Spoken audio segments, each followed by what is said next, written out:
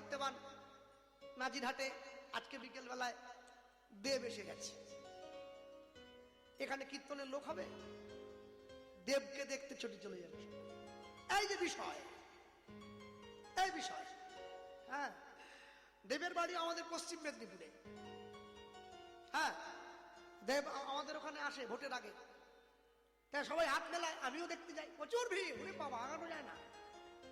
তা দেব তো গাড়ির উপর দাঁড়িয়ে এরকম করে, সবাইকে হাত মেলায় অভিনন্দন জানায় এসেছে। তা আমরা এরকম করি, তার হাতে হাত লাগলো, একবার লাগতে পারলে, বুঝছেন, তো গাড়িতে হয়ে যাচ্ছে এরকম করে, একটা মেয়ের হাতের সঙ্গে ছ হয়ে গেছে, আর পাড়ার বোন হয় আর কি, ও হাতটার উপর দিকে তুলে নিয়ে আসছে। বলে কি রে, হাত তুলেছিস, হাত নামা, হাত তো ব্যথা হয়ে যাবে। বলে না না, হাত নামাবো না। কেন? বলে দেব আজকে আমাকে ছুঁয়েছে। আচ্ছা তুই কি সিদ্ধান্ত নিস? বলে আমি দুদিন তো এই হাতটা ধোবই না, দেবের ছোঁয়া আছে। আমি ওকে বললাম যে মাথা বেঁচে গেছে, দেব তোকে জড়িয়ে ধরেনি, তুই তো 1 মাস চানই করতি না রে। হ্যাঁ, এই হচ্ছে বিষয়। ত্বকের টান ছোঁয়ার প্রতি, চোখের টান দর্শনের প্রতি, দেহের টান ভোগের প্রতি, লালসার প্রতি, জিহার টান ভালো ভালো খাবারের প্রতি, এইটা যে জয় করতে পারবে সে হচ্ছে বিষয় ভোগী নয়, বিষয় ত্যাগী। নিতাই গৌর হরি বল, হরি বল। এই বিষয়কে জয় করতে পারলে তবে বৈরাগ্য আসে, না হলে আসে না। আমি যখন মাতৃগর্ভের মধ্যে ছিলাম, ওপরের দিকে পা দিয়ে, নিচের দিকে মাথা দিয়ে, ঊর্ধ্ব পদে হেট মুন্ডে ভগবানকে মাতৃগর্ভের মধ্যে থেকেই আমি ডেকেছি যে তুমি আমায় দেখা দাও। ভগবান প্রত্যেকটি মায়ের মাতৃগর্ভে এসে দাঁড়িয়েছে। কখন? যখন প্রত্যেকটি মাতৃগর্ভে সন্তানের 7 মাস বয়স পূর্ণ হয়, তখন ভগবান এসে দাঁড়ায়। কোথায় দাঁড়ায়? মাতৃগর্ভের মধ্যে মল মূত্র আবর্জনা কৃমিকীট। ভগবান এসে দাঁড়িয়েছে যে দুটো পা আমরা জোড়ো করে থেকেছিলাম, ওই জোড়ো করে থাকা পায়ের উপর ভগবান এসে প্রত্যেক মাতৃগর্ভে জোড়ো করে থাকা পায়ের উপরে দাঁড়ায় বলে হিন্দু সনাতন ধর্মের নিয়ম পায়ে হাত দিয়ে প্রণাম করা। আমরা প্রত্যেকে ভগবানকে দর্শন করেছি। এই ভগবানকে দর্শন করে পৃথিবীতে জন্মে ভগবানের রূপ রস গন্ধ বর্ণ স্পর্শ, ভগবানের সেই অনুভব পৃথিবীর মানুষের মাঝে ছড়িয়ে দিতে হবে। যে লীলা মাধুর্যের মধ্যে দিয়ে, তাকেই বলা হয় রসোদ্গার, যেটা আমার আগে আপনারা শুনলেন। এরপর 5টা কর্মেন্দ্রিয়, 5টা জ্ঞানেন্দ্রিয়, 5 5 10টা। মন যেহেতু চঞ্চল, তাই মনকে একটা ইন্দ্রিয় বলে ধরা হয়েছে। এই 11টা ইন্দ্রিয় যদি গোবিন্দ চরণের প্রতি গুরু মন্ত্ররূপী শিক্ষাকে অবলম্বন করে গোবিন্দ চরণের প্রতি চালনা করতে পারি, তবেই হবে গোষ্ঠে গমন বা গমন গোষ্ঠ, যেটা এখন শুনছেন। এরপর আমি যখন জীবনের মধ্যাহ্নকালে গিয়ে পৌঁছাবো, মানে যখন আমার যৌবন এলো, তখন আমার দেহে সূর্যের মতো তেজ শক্তি থাকবে। তখনই আমাকে যা করার করে নিতে হবে সাধন ভজন, তবেই তো সার্থক হবে। ভানু পূজার ছলে কানু পূজা, আমার পরেই মৌমিতা ঘোষ মহাশয়া গাইবেন। এরপর ভগবানের সাধন ভজন সম্পূর্ণ হলে আমি যখন বৃদ্ধ হব, ঘরের কোনায় বসে 3টি প্রশ্নের উত্তর খুঁজব।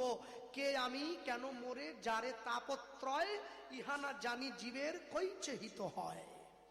3টি প্রশ্ন, 3টি প্রশ্নের উত্তর খুঁজে বেড়াবো যেই লীলার মধ্যে দিয়ে, সেটাই তো উত্তর গোষ্ঠ।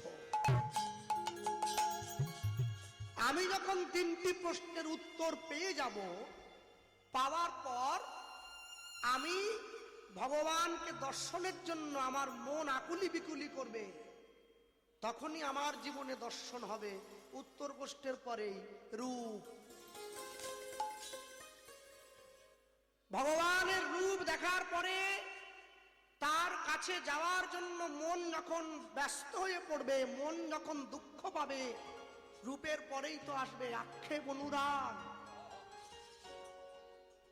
যখন কৃষ্ণ প্রাপ্তির উৎকণ্ঠা চরম জায়গায় গিয়ে পৌঁছাবে, সখী আনুগত্য স্বীকার করে গোপী বেশ ধারণ করে সখীগণ আমাকে নিয়ে যাবে গোবিন্দ অভিমুখে, তখনই আমার জীবনে সার্থক হবে অভিসার।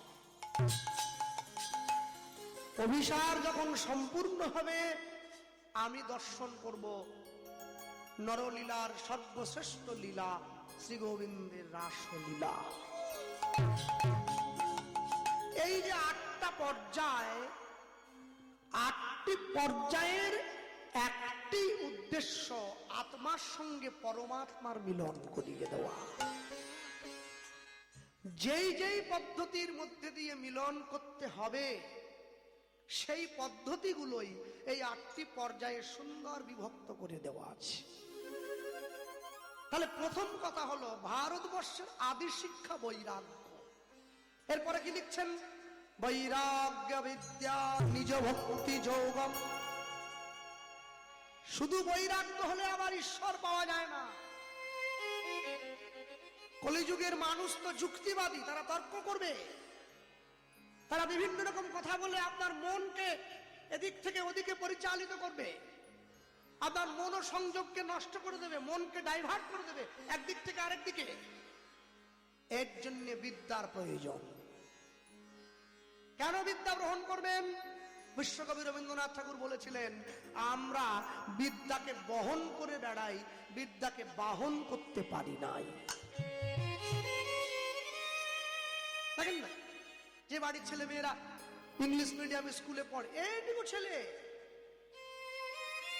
ওর পিঠে একটা এত বড় ব্যাগ, ও ব্যাগের ভারে পিছন দিকে বেঁকে যাচ্ছে, ওর মা মানে স্কুলে পড়াশুনো করার থেকে ব্যাগ বওয়াটা যেন বেশি গুরুত্বপূর্ণ হয়ে দাঁড়িয়েছে। বই খাতা বইবার জন্যই ডেলি 100 গ্রাম করে ছোলা ভেজানো খেতে হবে, মানে যে ভারী ব্যাগ আর কি, এই ভারী ব্যাগ, ওরে ব্যাগ রে বাবা। ও তাহলে আমরা বিদ্যাকে শুধু বহন করলাম কিন্তু বাহন করতে পারলাম। কেন? মহাজনগণ লিখেছেন, বিদ্যার উদ্দেশ্য নয় এ বিশ্ব বিজয়, সেবিলে বিশ্বপতিরে তবে বিদ্যা সত্য হয়। হরি হরি বল। হ্যাঁ, আর আমি কি বলি? আমি বলি, যে শিক্ষা শিখে, যে শিক্ষা অর্জন করে গৌর গোবিন্দের সেবা না করা গেল, ওই রকম শিক্ষার মুখে আগুন দিয়ে দেওয়া ভালো। যে শিক্ষা আমাকে ভগবান ভুলিয়ে দেবে, যে শিক্ষা আমাকে ঈশ্বরের পথ থেকে দূরে সরিয়ে দেবে, এর শিক্ষার কোনো দাম আছে বলে মনে হয় না। দেখবেন কোন ভ্যানওয়ালা, কোন টোটোওয়ালা, কোন রিক্সাওয়ালা, কোন জন্মজুর খাটা লোক পিতামাতাকে বৃদ্ধাশ্রমে পাঠায় না। 1 লক্ষ টাকা বেতন পাওয়া লোক বাবা মাকে বৃদ্ধাশ্রমে পাঠায়। কেন? শিক্ষাটাকে আমরা বহন করেছি, বাহন করতে পারি নাই। আমাদের সুশিক্ষা নাই, আমাদের কুশিক্ষায় অন্তর পরিপূর্ণ হয়ে আছে। অন্তর ভরা বিষ, বাইরে মধু। কি দাম আছে? মৌচাকের মধ্যে গিয়ে মৌমাছির মধু না পেয়ে যদি মৌমাছির বিষটা পেতেন, কেউ কি মৌচাকে যেতেন? মধু পান বলেই তো মৌচাকে যায়। বিদ্যাবান ব্যক্তি যে হবে, আসতে মনে রাখবেন আমার কথাটা। আমি জানি না আমার কণ্ঠস্বর মাইকের মাধ্যমে কদ্দূর যাচ্ছে। জীবনে কোনোদিন আসি চাই আর না আসি, সব সময় একটা জিনিস মনে স্থির করে রাখবেন, লক্ষ্য করবেন, যার সঙ্গে কথা বলবেন, যার যোগ্যতা যত বেশি তার অহংকার তত কম। যার যোগ্যতা যত কম তার অহংকার তত বেশি। হরি হরি বল। যার আভিজাত্য যত বেশি সে তত বেশি সরল। চটে বসে পড়েছে, ঘরে বসে পড়বে, বুঝে নেবেন আভিজাত্য, কিন্তু অহংকার আনে নাই। হ্যাঁ, চট করে বড় লোক হওয়া যায়, শিগগিরই টিকিট কাটলাম, লটারির টিকিট, 1 কোটি টাকা পেয়ে গেল, বড় লোক। চট করে বড় লোক হওয়া যায়, চট করে বিনয়বান ব্যক্তি হওয়া যায় না। আমি ঘরে আছি, যে বাড়িতে কীর্তন হচ্ছে, বাবু আমাকে আলাদা ঘর ছেড়ে দিয়েছে, নিজেরা বাইরে ঘুরে বেড়াচ্ছে। তা আমার সঙ্গে কাল থেকে অনেকে সাক্ষাৎ করতে গিয়েছে, আমি যদি কারোর সঙ্গে কথা না বলে উল্টো দিকে মুখ ঘুরিয়ে শুয়ে থাকতাম, এটা কি সমীচীন হতো? যারা আমার সঙ্গে কথা বলতে গিয়েছে তারা মনে একটু ব্যথা পেত, ঘুরে চলে আসতো। তারা কিন্তু 5 জনে আলোচনা করতো, ছেলেটা কীর্তন গাইতে পারে, অহংকারটা কমে নাই। তো অহংকারে যদি কমে নাই, আবার কিরম কীর্তন গাইতে দিবে? আগে নিজেকে নিচে নামাতে হয়, তবে তো তোমাকে দেখে 5 জনে নেমে আসে। তুমি ওপরে বসে থাকবে, তোমাকে দেখে লোকে নামবে নাকি? কোনোদিন নামবে না। আগে নিজেকে সরল করো, তোমার লাগবে না জপ, লাগবে না ধ্যান, তন্ত্রমন্ত্র লাগবে না। আগে সহজ হও, আগে সরল হও, সরল হলেই মিলবে ঠিকানা। তাই হরি বল হরি বল। আগে সরল হয়ে যেতে হবে। হ্যাঁ, মনে রাখবেন, পৃথিবীতে এমন এমন মানুষ আছে যাদের যোগ্যতা অনেক বড়, কিন্তু মাটির মতো নরম। তারা নরম না হলে কি যোগ্য হওয়া যায়? শক্ত পাথর দিয়ে ঠাকুরের মূর্তি তৈরি হয় না, নরম পাথর দিয়ে তৈরি হয়। যে কোষ্টি পাথরকে আপনারা এত মূল্যবান বলেন, কোষ্টি পাথর আপনার আমার বাড়ির মতো যে মেঝেতে পাথরটা বসানো আছে ওই রকম শক্ত নয়। কোষ্টি পাথরটা নরম, অনেক ছেনি হাতুড়ির আঘাত সহ্য করতে হয়, তবেই একটা সুন্দর মূর্তিতে পরিণত হয়।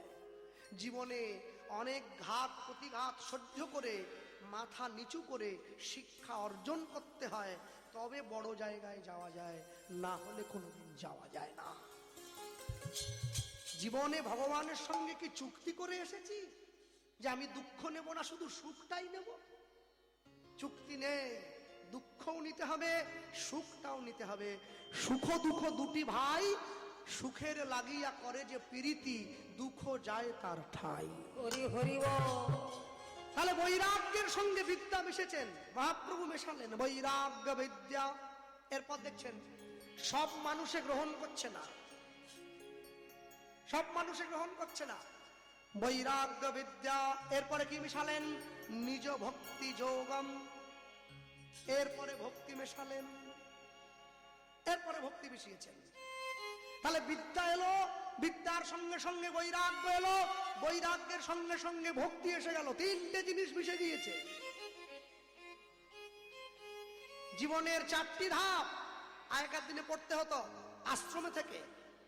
আমি আশ্রমে থেকে লেখাপড়া করেছি। হ্যাঁ, 4টি ধাপ: ব্রহ্মচর্য, গার্হস্থ্য, বানপ্রস্থ, সন্ন্যাস। ইতিহাসে আমরা সকলে পড়েছি।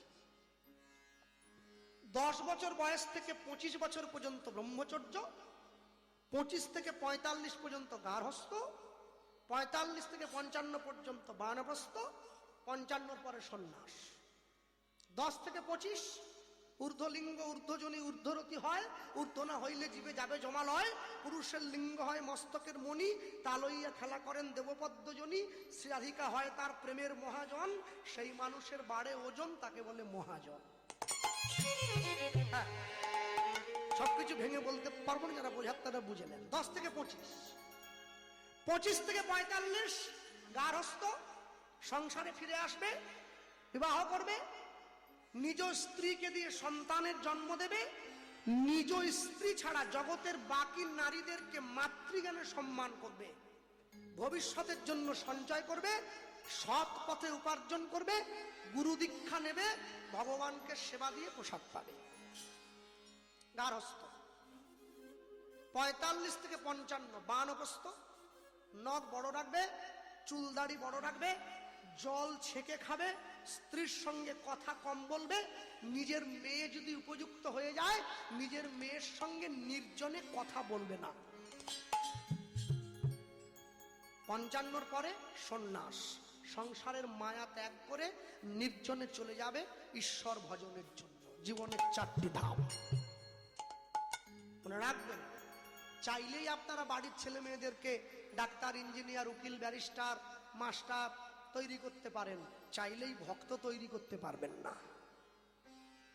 ভক্ত হওয়া যায় না, ভক্ত হয়ে জন্মাতে হয়।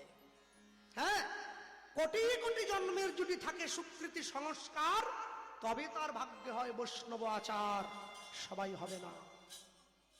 তা যদি হতো তাহলে তো দেশে চোর কমে যেত, সাধু বেড়ে যেত। দেশে সাধু কমে গেছে, চোর বেড়ে গেছে।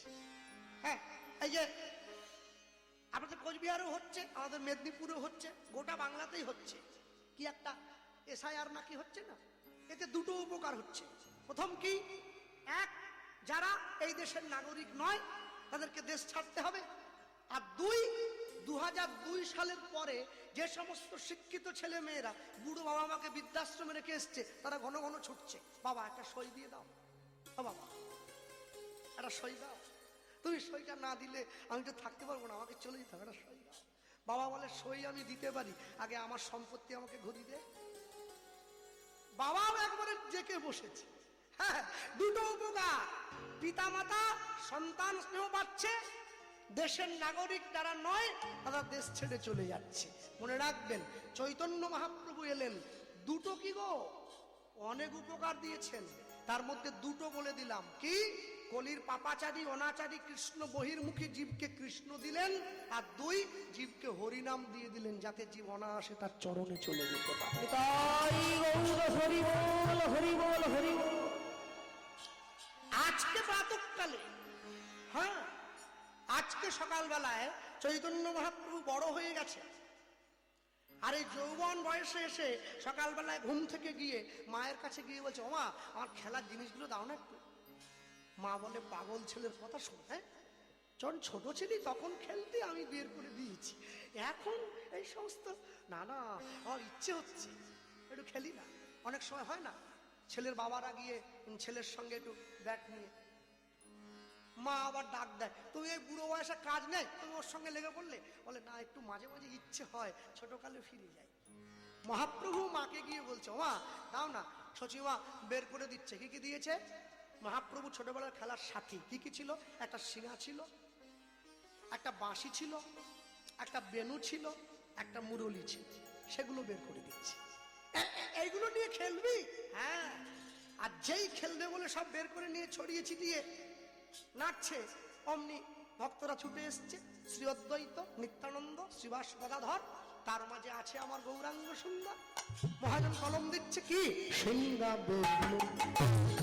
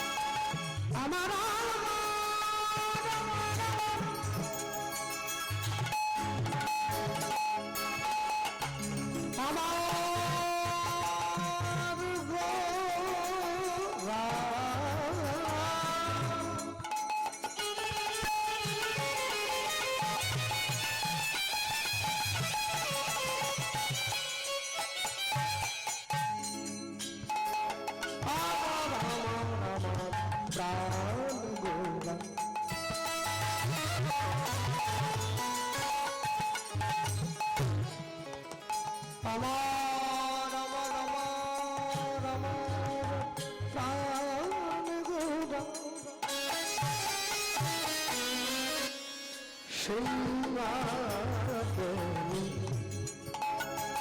মুরলী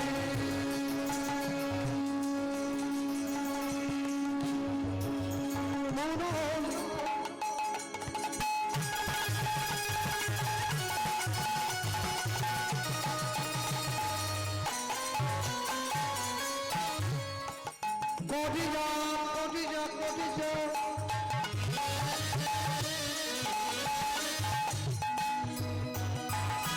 কবিরা জয় ধ্বনি কবিরা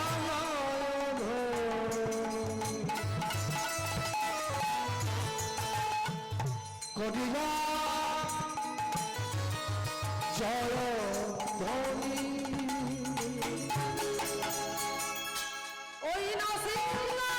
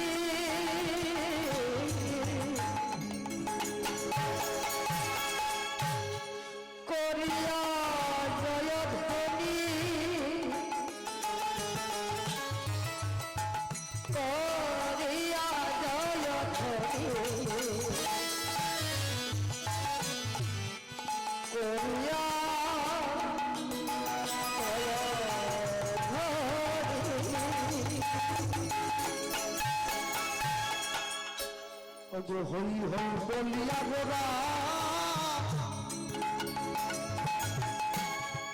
ফিরাল পাচন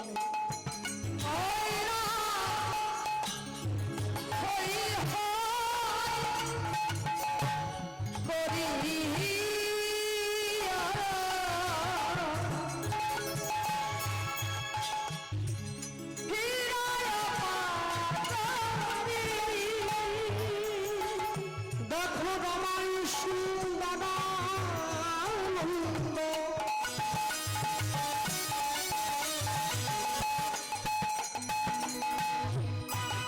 সঙ্গে নিত্যানন্দ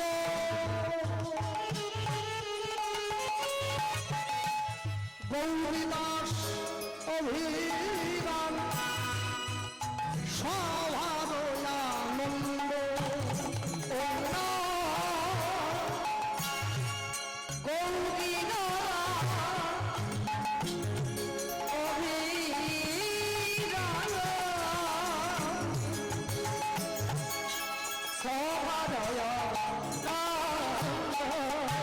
তাদের আনন্দ ধরে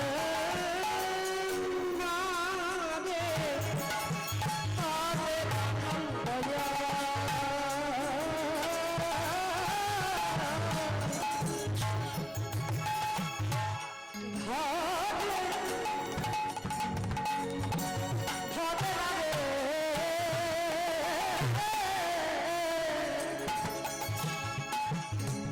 তাদের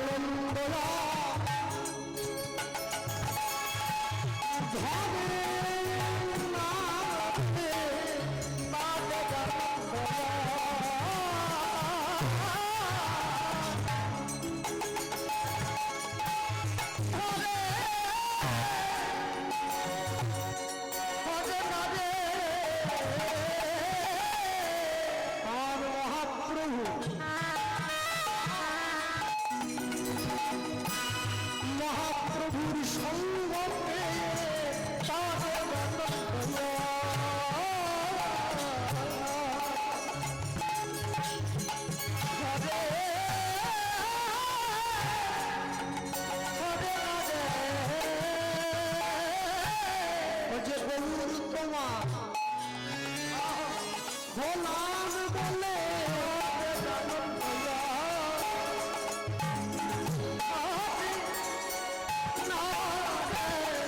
আমায় রেখো তোমার চরণ তলে তাদের জানন দয়া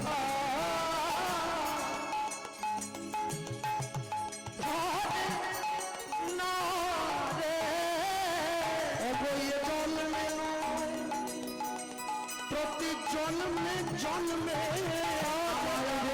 আমার চরণ তলে জন্মে প্রতি জন্মে জন্মে তুমি দেখো তবে তলে তোমার ওই চরণ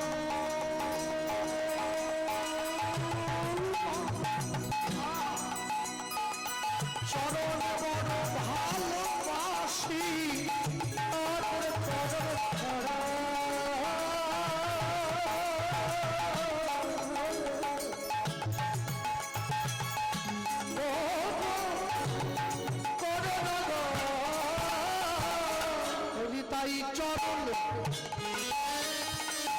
তাই চরণে বারে বারে ছুটিয়া আসি আমায় চরণ ছড়া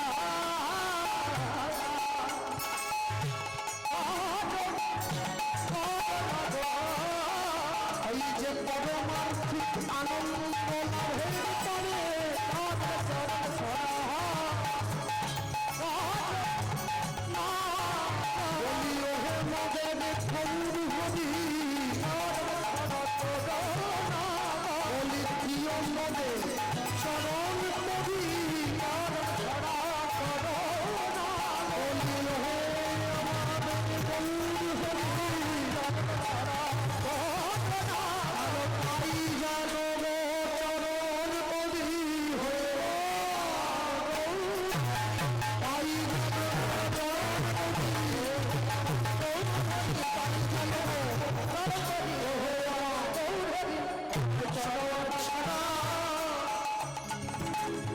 ছাড়া করে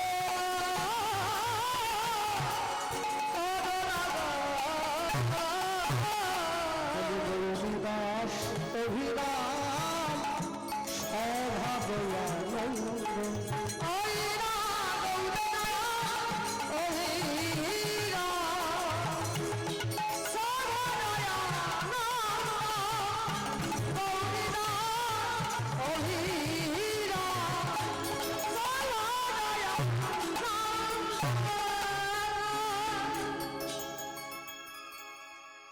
যে ভগবানকে ভালোবাসে ভগবান তাকেও নাম দিয়েছে, যে ভালোবাসে না তাকেও দিয়েছে। এক এক করে তিনটে যুগ চলে গেছে, সত্য ত্রেতা দাপর। সব যুগে ভগবান বসে আছে, ভক্ত ভগবানের কাছে ছুটে গেছে। কলিযুগে ভক্ত বসে আছে, ভগবান ভক্তের দরজায় ছুটে গেছে। এটাই পাওনা, এটাই পাওনা। কলিযুগের জীবের সব থেকে বড় পাওনা হলো কলিযুগের জীব ঘরে বসে গৌর পেয়ে গেছে।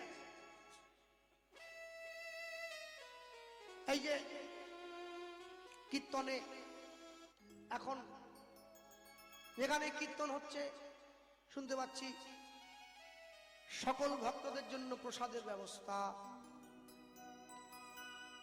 কিছুদিন আগে আসামে গিয়েছিলাম, সেখানে দেখি আসরে চা বিস্কুট দেওয়া হচ্ছে। তা আমি কমিটিকে বললাম, দাদা চা বিস্কুট দিচ্ছেন? বলে মানুষে বসে আছে তো গলা শুকিয়ে যায় একটু, এত সুবিধে আগে ছিল না। তাও মানুষে ছুটে গেছে। এখন সুবিধা দিয়েও মানুষে যায় না। কেন?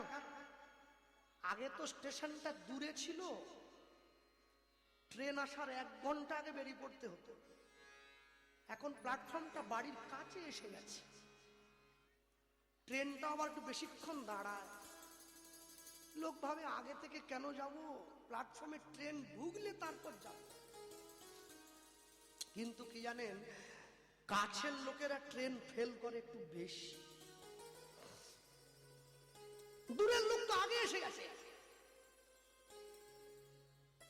যারা আমেরিকার থেকে মায়াপুরে এসেছে দূরের লোক না। কোথায় আমেরিকা, কোথায় ভারতবর্ষ, কোথায় পশ্চিমবঙ্গ, কোথায় মায়াপুর ইস্কন।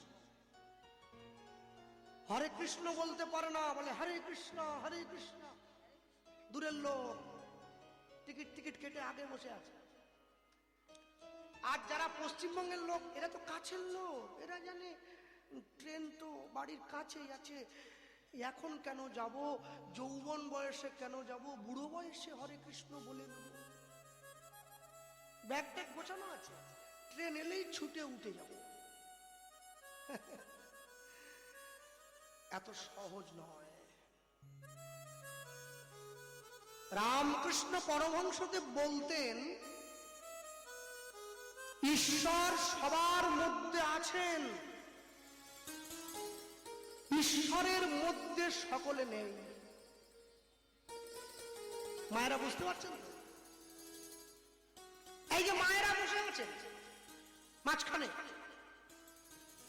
সকাল থেকে রান্না করেন বাড়ির লোকেদের জন্য। আমি তো 200 জায়গায় ঘুরে বেড়াই, বছরে নানা রকম বাড়িতে যাচ্ছি, দেখছি আর কি।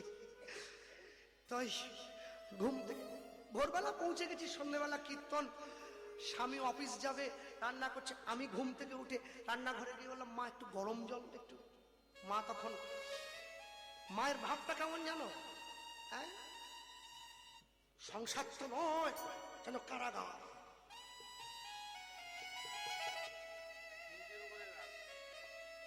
আমি যে গরম জল চাইতে গেছি, আমি চিন্তা করছি গরম জল পাবো কিনা জানি না, খুন্তি কিন্তু গরম হয়ে যাচ্ছে। মানে ওই রাগ যদি আমার উপরে এসে পড়ে, ওই রাগ যদি আমার উপরে এসে পড়ে, তাহলে তো একবার দাগিয়ে দেবে একবার। হ্যাঁ, এ বলে জল দাও, সে বলে জামা দাও, সে বলে টাই দাও, হচ্ছে কাকে রাগ দেখাচ্ছ গো? যত রাগ গিয়ে পড়ছে খুন্তির উপরে। এই যে মন চঞ্চল, অসন্তোষ, মনে অশান্তি, মনে বাধা, মনে উদ্বিগ্নতা, এই অসন্তুষ্ট মন নিয়ে রান্না করছো, ওই রান্না যতজন খাবে সবার মন অসন্তুষ্ট হয়ে যাবে। তুমি বললে তোমার স্বামী অফিসে গিয়ে বসের ঘাড়ে ঝাঁপিয়ে পড়লো, আপনি কি ভেবেছেন কি ফাইলটা আমাকে দিলে হবে না? দোষ তো তোমার স্বামীর নয়, তুমি তো ঢুকিয়ে দিয়েছো প্রথমে। এই মেন রাস্তা দিয়ে যখন গাড়ি নিয়ে রাত্রে ভিতরে যাই ভোরবেলা, ওই মুরগিগুলোকে দেখেছো খাঁচার মধ্যে ভরে ভরে নিয়ে যায়, পোল্ট্রি মুরগি, পোল্ট্রি এক জায়গা থেকে আরেক জায়গায়। মুরগি কি খাঁচার মধ্যে চুপচাপ থাকে? মুরগির স্বভাব যায়, ও শুধু ছেলে মেয়েরা স্কুলে যাচ্ছে, খাঁচার মধ্যে ভরে দিয়েছে, ওই মুরগির মাংস খেয়েছে তো, এবার খাঁচার মধ্যে ঢুকে, একে দ্রব্য দোষ বলা হয়। আপনি যেমন খাদ্য গ্রহণ করবেন, সেই খাদ্যের খাদ্যগুণ আপনার মনে প্রভাব ফেলবে, আপনি সেই রকম চালিত হবেন। স্কুল থেকে ছেলে বাড়ি আসার পরে নাকটা কেটে গেল, কানটা কেটে গেল, হাতে ছেলে নিয়েছে, কেন? ওই যে মুরগি খেয়ে গিয়েছে, শুধু মুরগির মতো। না, আমি বাড়ি যাব, এখনো সন্ধ্যে 1 পালা আছে, তোমাদের মুরগি খেতে না বলবো, এখানে সবাই ভালো। আমি মেদিনীপুরে কথা, এখানে সবাই মেদিনীপুরে কথা বলছি, তোমরা খাও, তোমাদের না বলবো এত বড় বুকের পাটা আমার আছে নাকি? বাবা, না বলে দিলে যদি আসার থেকে নামার পরে ধরে, দাদা মুরগি না ফেলে প্রোটিন পাবো কোথার থেকে? ওরে প্রোটিন রে, রক্ষা করো ভগবান। না না, আমরা খাবো, আমরা খাবো। মানুষ যেমন ভাবে ভগবানকে চেয়েছিল, ভগবান সেইভাবেই এলো। প্রত্যেক যুগে ভগবান সোনা গয়না পরে ভালো ভালো সেজে এসেছে। কলিযুগের ভগবান সাজে নাই, খালি গায়ে একটা ধুতি পরে একটা উত্তরীয় নিয়ে এসে গেছে। কেন? ভগবানও জানে কলিযুগের মানুষ হচ্ছে গরিব। আমি যদি সোনা গয়না পরে যাই, এরা আমাকে মনের দুঃখের কথাটা বলতে পারবে না। ওদের কাছে যেতে গেলে গরিব সেজেই যেতে হবে। গরিব সেজেই এসেছেন, মানুষের দরজায় গিয়ে টোকা দিয়েছেন, মানুষকে ডেকে হরিনাম দিলেন, ডেকে ডেকে হরিনাম দিয়েছেন, মানুষের কাছে গিয়ে হরিনাম দিয়েছেন। তবুও মানুষের চৈতন্য হলো না, তবুও চৈতন্য হলো না। এ বছর থেকে এখানে অনুষ্ঠানটা শুরু হয়েছে। আমি এখনো বলবো, সন্ধ্যাতেও বলবো, অনুষ্ঠানটা কিন্তু বাঁচিয়ে রাখার দায়িত্ব আপনাদের। কেন? সনাতন হিন্দু ধর্মের মানুষকে এক করতে হলে হরিনামটা বাড়াতে হবে। মহাপ্রভু কিন্তু জাতের বিচার করেননি, হাড়ি মুচি মেথর ডোম তেলি কামার চামার সকলকে তার দেওয়া এই নাম যদি বেঁচে থাকে তবে কিন্তু হিন্দুরা আবার একত্রিত হবে, না হলে কিন্তু হবে না। প্রাণপণে চেষ্টা করবেন হরিনামটা বাঁচিয়ে রাখার, আপ্রাণ চেষ্টা করবেন। কেন জানেন? যেদিন পৃথিবীর থেকে চলে যাবেন, শুধু নাম যাবে আর প্রাণটা চলে যাবে, সব থেকে যাবে। জীবনে যা কিছু করেছেন সব থেকে যাবে, শুধু চলে যাবে আপনার কর্ম। জীবনে কর্মটাকে ভালো করার চেষ্টা করুন। কর্ম যদি ভালো হয়, ভাগ্য হয় দাসী, হৃদয় যদি ভালো হয়, ঘরেই মথুরা কাশী। কর্মটা ভালো করো মা, কর্মটা ভালো করবে বাবা। সারা জীবন সংসারের জন্য করেছো, দিনের শেষে দুফোঁটা নয়নের জল ভগবানের জন্য তুলে রাখো। তুমি ভগবানের কাছে গিয়ে যখন কাঁদো, সেই কান্নায় তো স্বার্থ মিশে থাকে। আমার ছেলে আমায় দেখলো না, তুমি কাঁদছো। আমার মেয়ে আমায় দেখছে না, তুমি কাঁদছো। আমার রোজগারটা কমে গিয়েছে, তুমি কাঁদছো। এ তো স্বার্থ ভরা চোখের জল। ভগবানের চরণে জল দেবে যেখানে স্বার্থ থাকবে না। প্রভু, শুধু তোমাকে পাওয়ার জন্য কাঁদতে এসেছি। একদিন বলে দেখো, তুমি দেখবে তোমার জীবন থেকে দুঃখের বোঝাটা 90% কমে গেছে, তুমি হালকা হয়ে গেছো। জীবন এত সহজ নয়, জীবন এত সস্তা নয়। আমি মাঝে মাঝে বৃদ্ধাশ্রমে যাই, জানো বাবা। বৃদ্ধাশ্রমে গিয়ে ওখানকার যারা বয়োজ্যেষ্ঠ মানুষ আছে না, তাদেরকে একটু কথা বলি তাদের সঙ্গে। মা কেমন আছো? মায়েরা বলে, বাবারা বলে, জানো বাবা, আমার ছেলে যদি আমাকে বাড়ির থেকে তাড়িয়ে না দিত, আমি কি তোমার মতো একটা ছেলে পেতাম? হাজার মানুষে ছুটে আসে, কত ভালোবাসা দেয়। এই যে কত চকলেট দিয়েছে, জামা দিয়েছে, ধুতি দিয়েছে, চাদর দিয়েছে, সকলে আশীর্বাদ নেয়। এতদিন তো নিজের ছেলেটা আশীর্বাদ নিত না, পরের ছেলেকে আশীর্বাদ করছি। ভগবানকে জানাই জগৎ ভালো থাকুক। জীবন খুব সাবধান। আমি বারবার বলবো, সকলকে বলবো, তাই গৌর হরি বল, হরি বল, হরি বল।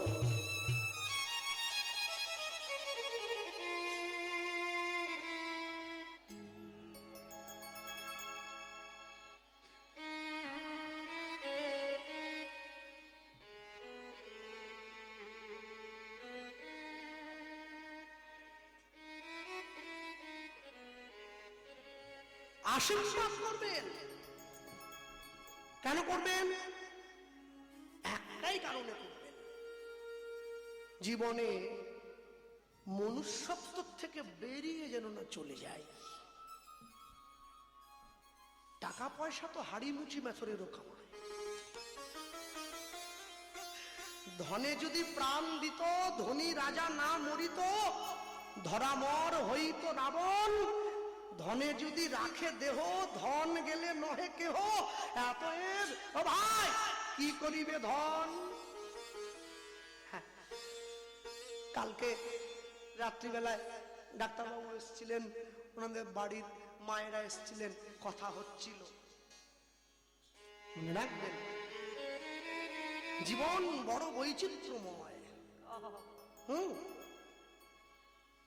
জীবন বড় অদ্ভুত। জীবন তোমাকে এত সহজে ছাড় দেবে না। যত শিগগিরই জীবনের মূল সত্যটা তুমি অনুভব করতে পারবে, তত শিগগিরই তোমার মঙ্গল। এই যে আমার মা বসে আছে, অনেক কষ্ট করে, অনেক দুঃখ সয়ে আমার বাবা আমাকে ছেড়ে চলে যাওয়ার পরে পরের বাড়িতে বাসন মেজে আমাকে বড় করেছে। আমাকে আসামের কীর্তনের কমিটি বলছিল যে দাদা, আপনি যেখানে যান মাকে কি নিয়ে যান? আমি বলি না না, আমি মাকে নিয়ে যাই না। ওরা তখন ঘুরে বলছে, ও তাহলে আসাম এসছেন বলে মাকে একটু নিয়ে এসছেন। আল্লাহ না, তা না, আমি মাকে নিয়ে যাই না, মা আমাকে নিয়ে সব জায়গায় যায়। আমি মা আমাকে নিয়ে যায়, আমি নয়। কেন জানেন? যারা আমাদেরকে ওপরে উঠিয়ে দিয়ে নিজেরা নিচে দাঁড়িয়ে থাকে, তাদের কৃতিত্ব ভুলে গেলে চলে না। হ্যাঁ, তাদেরকে ভুললে হবে না। তাদের সঙ্গে আপনার ইচ্ছে না হয় আপনি যোগাযোগ রাখবেন না, পরিচয় রাখবেন না, দূরে থাকবেন, কিন্তু তাদের কৃতিত্ব যদি অস্বীকার করে যান, জীবনে কিন্তু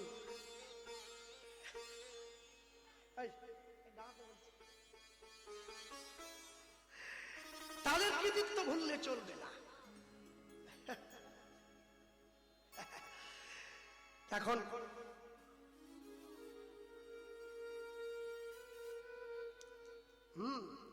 তা আমি চাইবো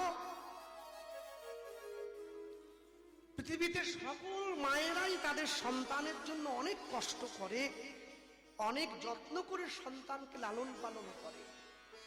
হ্যাঁ, কিন্তু আমার মায়ের ক্ষেত্রে একটু ব্যতিক্রম হয়েছে।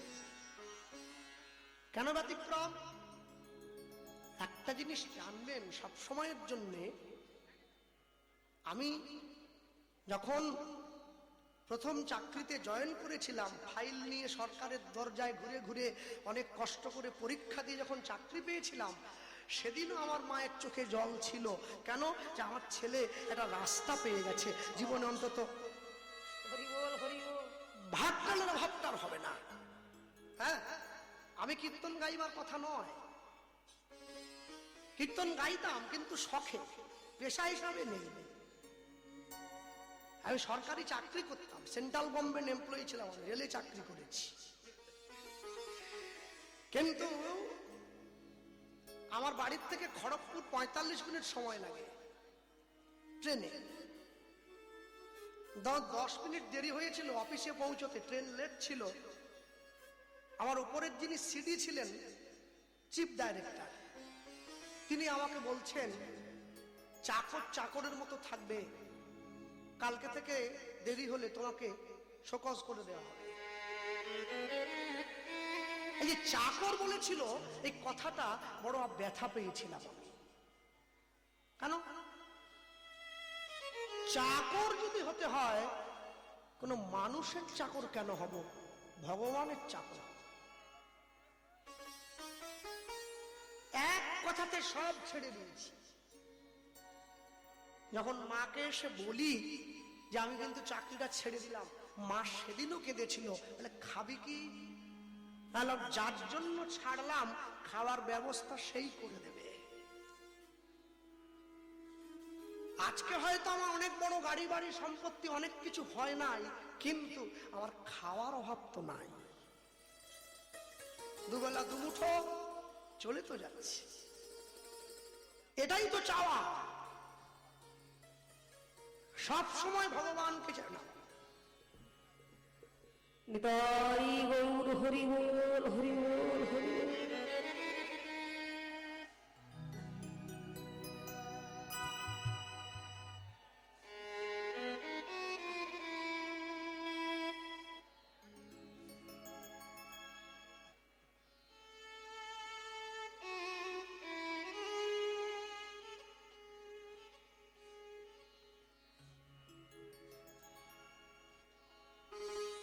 সর্বসময় ভগবানকে চাইবেন যে প্রভু তুমি আমাকে দুঃখ দাও, কষ্ট দাও, যন্ত্রণা দাও, কিন্তু কখনো তোমার চরণ থেকে আমাকে দূরে সরিয়ে দেবে না।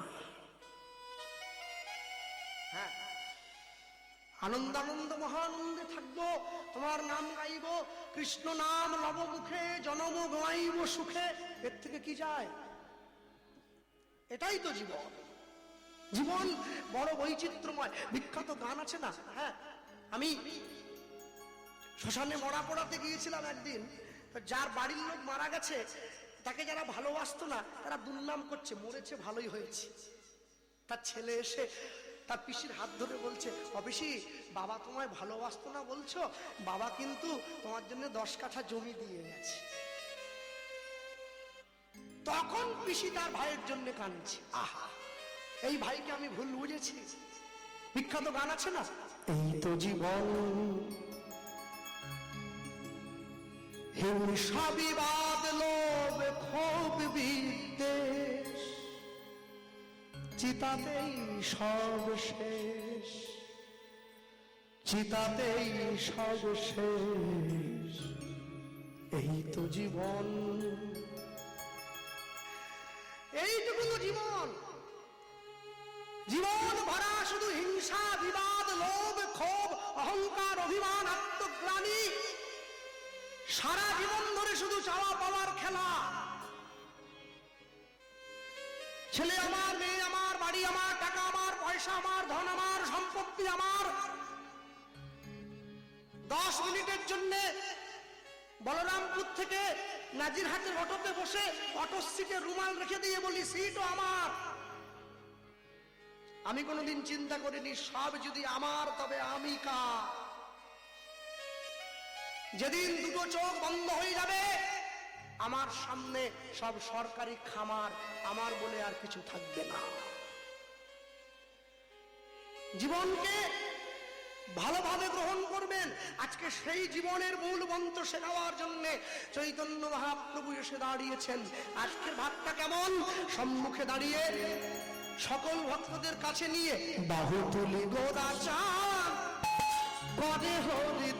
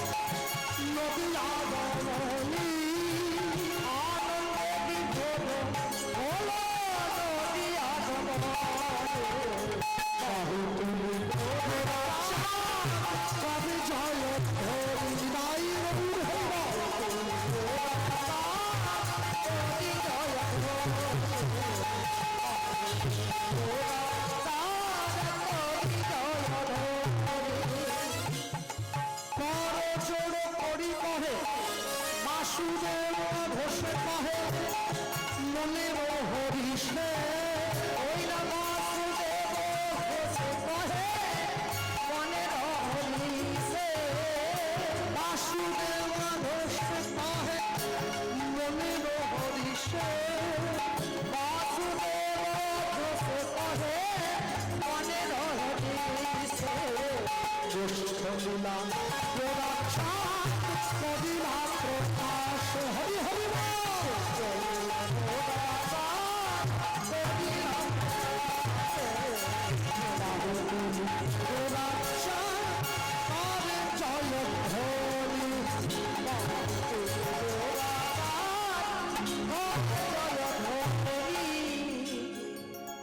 করজোড় করি কহে বাসুদেব ঘোষে, বাসুদেব ঘোষে ঘোষ লীলা চাঁদরা করিলা প্রকাশে, করিলা করিলা প্রকাশে বাসুদেব ঘোষে কহে গোষ্ঠ লীলা প্রকাশী রে বাসুদেব ঘোষে কহে গোষ্ঠ লীলা প্রকাশী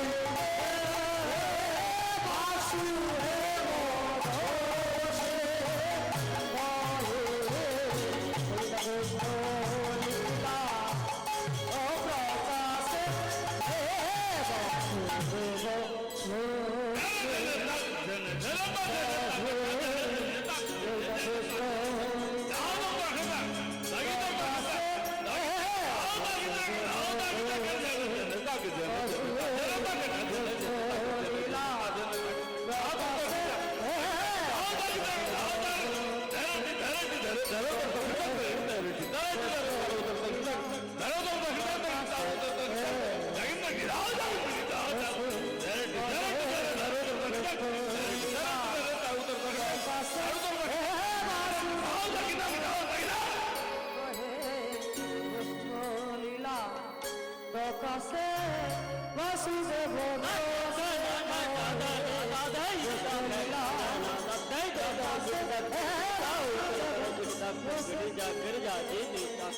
जागरण प्रीति जय जागरण प्रीति जय जागरण नाथ टागा नादा दे नाथ टागा नादा दे कर गुड लग कर गुड दाऊ कर गुड निजा गिर जा नी नाथ टा जागरण प्रीति जय जागरण प्रीति जय जागरण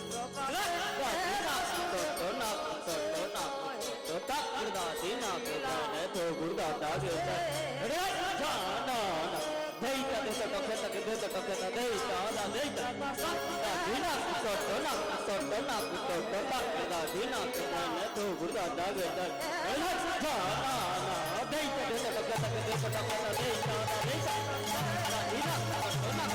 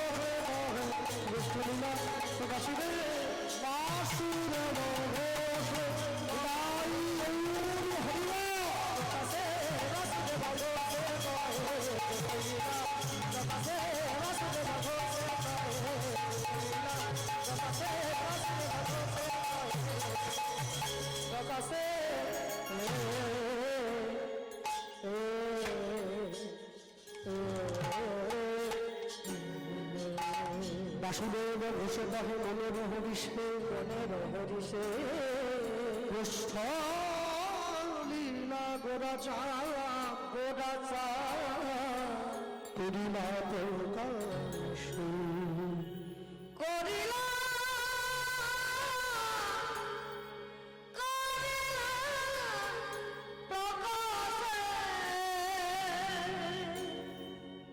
তাহলে এতক্ষণ পর্যন্ত বৃন্দাবন এক নবদ্বীপে ছিলাম, চলুন বৃন্দাবনে যাই নাকি? না না না, বৃন্দাবনে বসেই ছিলাম, বৃন্দাবনে বসেই আছি।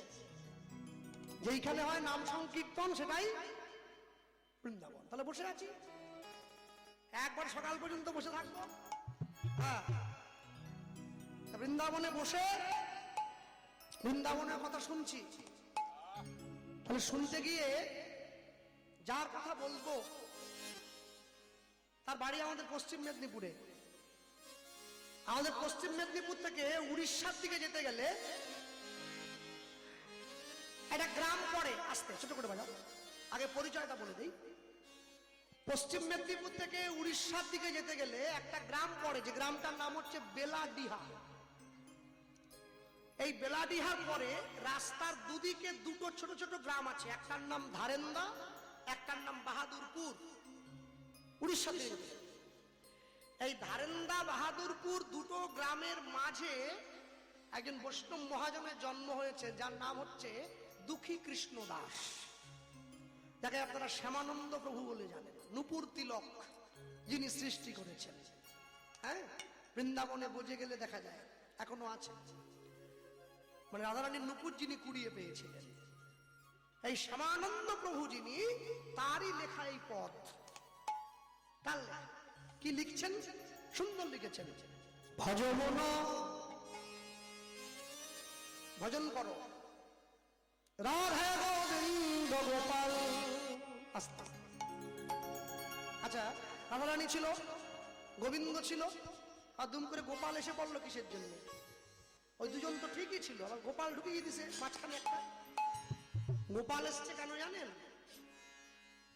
মনে করুন রাধা গোবিন্দকে সেবা করতে করতে কারো মনে যদি আবেগ এসে যায়, লীলা সংকীর্তন রূপী মহত্তর যজ্ঞানুষ্ঠান কীর্তন প্রারম্ভে নিকটস্থ দূরগত অনাহত আহত নিমন্ত্রিত অনিমন্ত্রিত ভক্তমণ্ডলী ভক্তিমতী মায়েরা এবং শ্রবণ যন্ত্রের মাধ্যমে শ্রবণকারী যত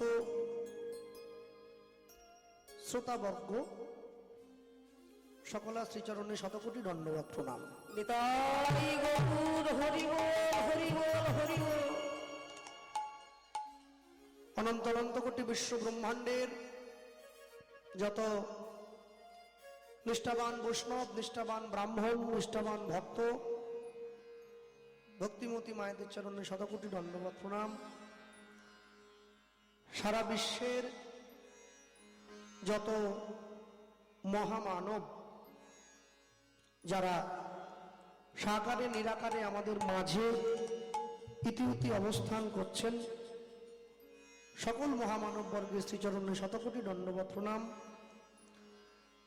মানুষকে সম্মান দিলে সেই সম্মান ঈশ্বরে মেলে, সর্বশাস্ত্রে তাহার প্রমাণ পাই। কবিচণ্ডী দাস যিনি উচ্চকণ্ঠে বলেছেন, তিনি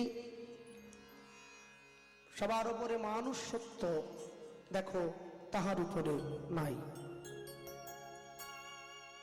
জয়নিতাই গৌর হরি বল। আজ থেকে 540 বৎসর পূর্বে কলিকালের মাটিতে শ্রীকৃষ্ণ চৈতন্য মহাপ্রভুর শুভ আবির্ভাব। মানুষের দরজায়, মানুষের সাজে, মানুষের বেশে ভগবান গিয়ে দাঁড়িয়েছেন মানুষের সম্মুখে। জীব নিত্য কৃষ্ণ দাস ইহা ভুলি গেল, মায়া পিশাচি জীবের গলেতে বান্ধিল। কৃষ্ণ নাম করো জীব, আর সব মিছে, পলাইবার পথ নাই, দেখো জম আছে পিছে। হরিনাম কৃষ্ণ নাম মোদের পারেরও সম্বল, অন্য কোন নাম ইথে দিতে ধরে নাহি বল। যে স্থানে থাকুন, যেমন ভাবে থাকুন, যেভাবেই থাকুন, যেই কর্মের সঙ্গে যুক্ত থাকুন, নামকে আশ্রয় করে থাকবেন। স্নান করতে গিয়ে করবেন, ঘুমোতে গিয়ে করবেন, খেতে বসে করবেন, বিয়ে বাড়িতে গিয়ে করবেন, শ্রাদ্ধ বাড়িতে গিয়ে করবেন, অন্নপ্রাশন বাড়িতে গিয়ে করবেন, জন্মদিনে করবেন, নাম আশ্রয় করবেন। নাম আশ্রয়ের সুবিধা কি? আপনি যদি নামকে একবার আশ্রয় করতে পারেন, আপনি নাম ছেড়ে দিলেও নাম আপনাকে ছেড়ে যাবে না। হরি বল হরি বল।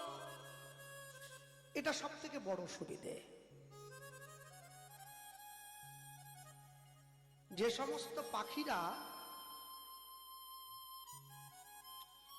বট গাছে বাসা বাঁধে, কারণ বট গাছটা তো অনেক বড়, কলা গাছে কিন্তু বাসা বাঁধা যায় না, বট গাছে বাঁধে। তা বট গাছে বাসা বাঁধে অনেক অনেক পাখি আছে যারা বাসার কথা ভুলে যায়। সকাল থেকে বেরিয়ে পড়ে, তো এবারে সকাল থেকে নিজেদের খাদ্যের সংস্থান করতে করতে থাকার জায়গার কথাটা ভুলে যায়। বট গাছের সঙ্গে পাখির একটা এমন সম্পর্ক আছে, বট গাছের বাতাসে একটা মিষ্টি সুগন্ধ আছে।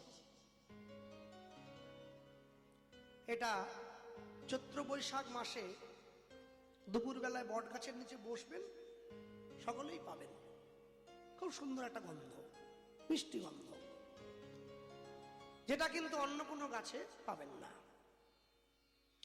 তা যে পাখিগুলো বট গাছে বাসা বেঁধেছে, তারা বাসাটা ভুলে গেছে, গাছ কিন্তু পাখিদেরকে ভোলেনি। যখনই বাতাস দিচ্ছে, ওই সুগন্ধটা পাখিদের নাকে গিয়ে লাগছে, পাখিরা বুঝতে পারছে এই দিকেই বাসাটা আছে। ঠিক তেমনি আপনি যদি নামকে আশ্রয় করেন, আপনি নাম ছেড়ে দিলেও নাম কিন্তু আপনাকে ছাড়বে না। হরি বল হরি বল। তাই যদি হতো তাহলে তো হরিদাস ঠাকুরকে নাম ছেড়ে দিতে পারত, ছাড়ে নাই। তাহলে তো দুঃখী কৃষ্ণদাস শ্যামানন্দ প্রভুকে নাম তো ছেড়ে দিতে পারত, ছাড়ে নাই। প্রত্যেক জনমেই পিতামাতা আমাদের থাকবেই। যে গরু হয়ে জন্মেছে, যে ছাগল হয়ে জন্মেছে, যে কুকুর হয়ে জন্মেছে, সবারই পিতামাতা আছে। কেন পিতামাতা না হলে আমি এলাম কোথা থেকে? কিন্তু গুরু একজনই থাকবে। গত জীবনেও যে ছিল, এ জীবনেও সে থাকবে, পরের জীবনেও সে থাকবে। যদি গুরুত্ব দেখে গুরু করা হয় তবে থাকবে। চক্ষুদান দিল যেই, জন্মে জন্মে প্রভু সেই। সেই তো প্রভু যে চক্ষুদান দিয়েছে। বলে কি বলছেন দাদা, চোখ তো মাতৃগর্ভ থেকে বেরোনো 7 মাসের মধ্যেই তো ফুটে গেল, গুরু আবার কি চোখ দেবে? না না, বাবা মা এই চোখটা দিয়েছে, গুরুদেব তো এই চোখটা দিয়েছে। কাকে পণ্ডিত বলে জানেন? বিদ্যাসাগরের পদবী ঈশ্বরচন্দ্র বন্দ্যোপাধ্যায়। ঈশ্বরচন্দ্র বিদ্যাসাগর নয়। আমার বাড়ির থেকে 20 কিলোমিটার দূরে বাড়ি। তা বিদ্যাসাগরকে সবাই বলতো পণ্ডিত ঈশ্বরচন্দ্র বিদ্যাসাগর, পণ্ডিত ঈশ্বরচন্দ্র বিদ্যাসাগর।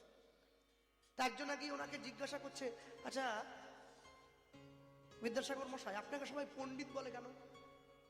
বলে যারা বলে ওদেরকে গিয়ে জিজ্ঞাসা করো না, আমাকে বলছো কেন? আমি তো নিজেকে নিজে বলি না, ওরা বলে। বলে না, ওরা বললেও মানে তবু একটু আপনার কাছে জানার ইচ্ছা হয়েছে আমার আর কি। ওরা তো না জেনে বলতে পারে, আপনি একটু বলুন। বিদ্যাসাগর বলছেন পৃথিবীতে দুটো বুদ্ধি কাজ করে আমাদের মাথার। ডাক্তারবাবুরা খুব ভালো জানেন আমাদের মাথার দুটো অংশ, দুদিকে ব্রেনটা দুই ভাগে ভাগ করা আছে, এদিকটা একটা অংশ, এদিকটা একটা অংশ।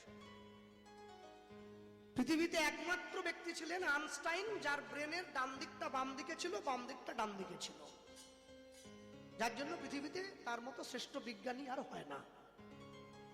হ্যাঁ, ব্রেনের দুটো অংশ, এই দুটো অংশকে মিলিয়ে দুদিকে ভাগ করা হয়েছে, একদিকে সৎ, একদিকে অসৎ।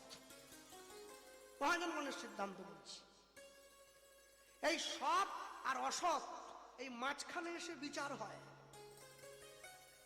এই বিচারের যে বুদ্ধিটা, একে পণ্ডা বলে বলা হয়। আমি মদ খাবো না, দুধ খাবো, এই যে মদ ছেড়ে দিয়ে দুধটা গ্রহণ করলাম, এই সৎ অসতের বিচার যে মস্তিষ্ক করছে, এই বিচার বুদ্ধিটাকে পণ্ডা বলা হয়। যার জীবনে পণ্ডা যত বেশি উল্লেখ্য, সে তত বড় পণ্ডিত। এই জন্য পণ্ডিত। বর্তমান দিনের ছেলে মেয়েরা বিদ্যাসাগরের থেকে অনেক বেশি লেখাপড়া করে বাড়িতে বসে আছে, টোটো চালায়, কিন্তু বিদ্যাসাগর হতে পারবে না কেউ। কেন? সৎ এবং অসৎ এই দুটো বুদ্ধি আমাদের জাগ্রত হয় নাই। চৈতন্য মহাপ্রভু কলিযুগের জীবকে কি দিয়েছেন? খুব দামি একটা জিনিস দিলেন। আগে শ্লোকটা বলে নি, তারপরে বাংলাটা বলছি। কি দিয়েছেন তাকিয়ে দেখুন। বৈরাগ্য বিদ্যা নিজ ভক্তি যোগম শিক্ষার্থমেক পুরুষ পুরাণম শ্রীকৃষ্ণ চৈতন্য শরীরধারী যথা মাং তথাস্তু তাং প্রপাদে।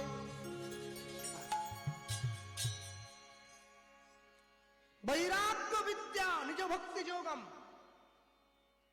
ভারতবর্ষের আদি বিদ্যার নাম কি কেউ বলতে পারবেন? যারা বসে আছেন জ্ঞানী গুণীজন, পণ্ডিত ব্যক্তি, শিক্ষিত সমাজ। ভারতবর্ষের আদি শিক্ষা ইতিহাস, ভূগোল, বাংলা, ইংরেজি এগুলো নয়।